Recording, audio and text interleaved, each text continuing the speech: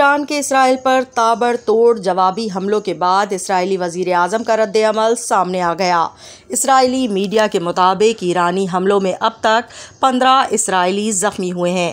ताहम नेतन्याहू ने दावा किया है कि ईरान के ज़्यादातर मिसाइलों को फ़ज़ा में ही तबाह कर दिया गया है।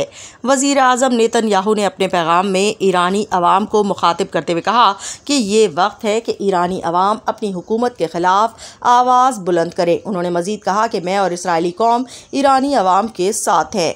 इधर इसराइली वज़ीर दिफ़ा ने ईरानी हमले को रेड लाइन क्रॉस करने के मुतरादिफ करार देते हुए कहा कि ईरान को इस जारियत की भारी कीमत चुकाना पड़ेगी। वाज़ेह रहे कि ईरान ने इसराइल की हालिया कार्रवाइयों के जवाब में ये जवाबी हमला किया है, जिससे मशरिक़ वस्ता में कशीदगी मज़ीद बढ़ गई है। आलमी बरादरी ने फ़रीक़ैन से तहम्मुल का मुज़ाहरा करने की अपील की है ताकि ख़ित्ते में मुकम्मल जंग की सूरत हाल से बचा जा सके।